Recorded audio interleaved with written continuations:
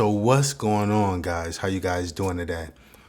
I just wanted to come and talk a little bit about energy, since that is a hot buzzword today. You know, a lot of people are talking about energy, which is, I guess, is good, which tells me that people are starting to become a little bit more spiritual, which is always good. So I'm not going to go in on people, for wanting to connect more with their spirit or their inner self.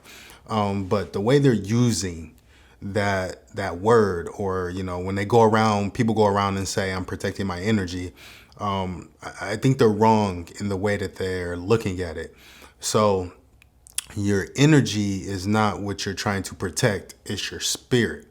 Your energy is something that is created by your spirit. So your spirit creates energy. Energy is some type of entity. It's not anything in the physical world. As humans, we have to attach a name to things to be able to identify it. So we call it energy. But it is something that your spirit creates. And each of us has an energy that lives on a certain frequency. And that energy likes to come in contact with other energies that live on that same frequency or that same plane, which is what we call chemistry. When we have a lot of things in common with somebody, we call it chemistry because we just connect. Your spirits are connecting because the energies are in harmony. And so people always talk about, I need somebody to match my energy. So that's what you're saying. You're saying, I need somebody whose energy is on the same frequency as my energy, because that creates harmony within you two. That creates chemistry, which creates happiness between you two. And so I think we just need to change the way that we tend to look at energy. It's more about protecting your spirit, because if you have a healthy spirit and you're feeding that spirit, you create good energy. You create a good aura. So aura is also another word that's similar to energy. So when you speak of aura, you're also speaking of energy. Your aura is created by your spirit. So you have to feed your spirit with whatever it is that your spirit loves.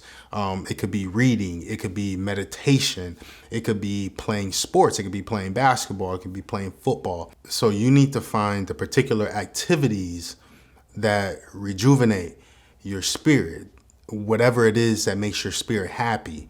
It could be sports, it could be reading, it could be meditation. Whatever it is, you need to figure out what it is that uplifts your spirit, because when your spirit is uplifted, it creates better energy and you have a better aura around you. And people can notice, like, for instance, when a woman's pregnant, people talk about the glow.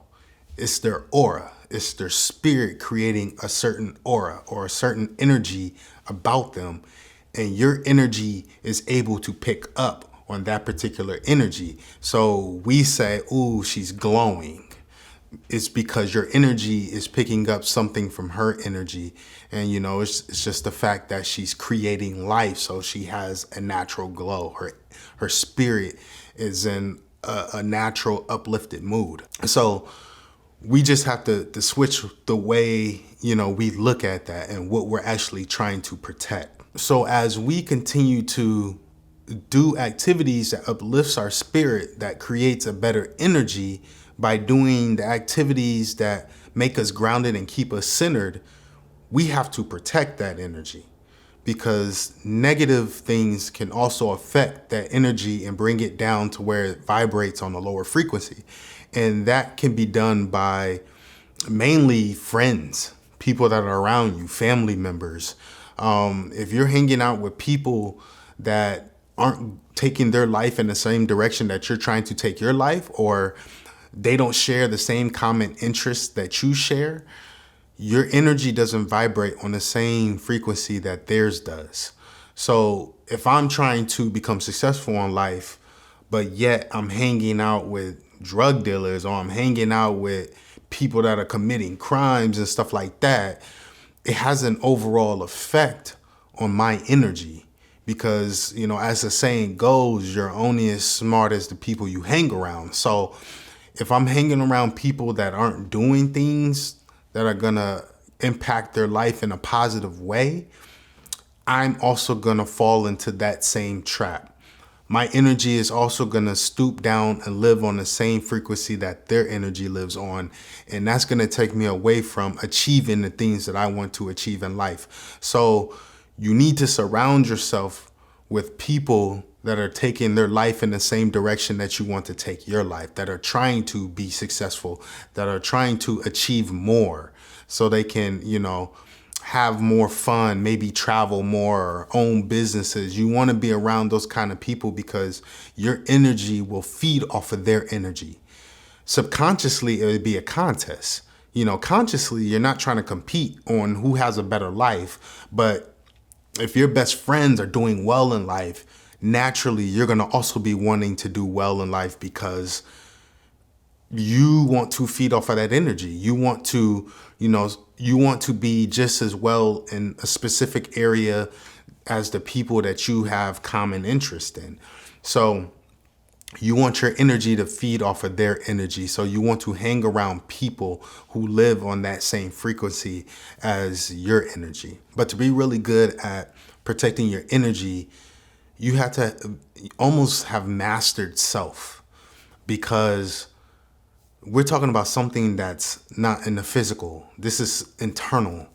And to be able to protect that, you have to be very much in tune with yourself and very self-aware of yourself and what, makes your spirit thrive. What activities make your spirit thrive? Because there's no way you can filter out everybody. I can cut a lot of people out of my life that I feel like don't add value to my life or don't take me to the next step that I want to take my life. But I'm going to still continue to come into contact with people whose energy doesn't live on the same frequency as mine. And there will be times where how strong you are at protecting that spirit will be tested, because you may come in contact with somebody who just starts problems with you, that wants to argue with you.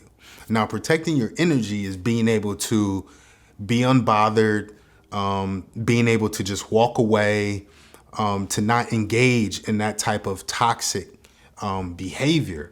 But most of us can't do that. A lot of us engage in arguments. A lot of us even keep them going.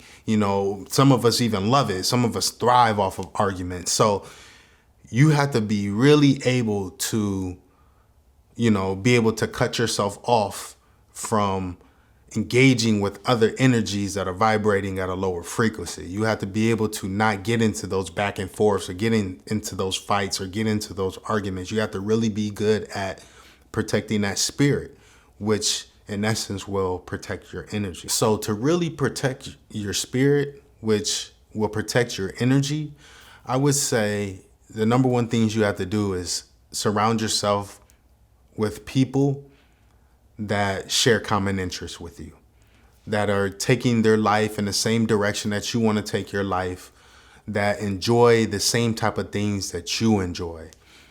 In order to really protect your energy, you need to surround yourself by people that are going to allow your energy to feed off of theirs in a positive way, that brings you harmony, that brings you happiness, internal happiness, and being able to cut off people who are not going in the same direction in you.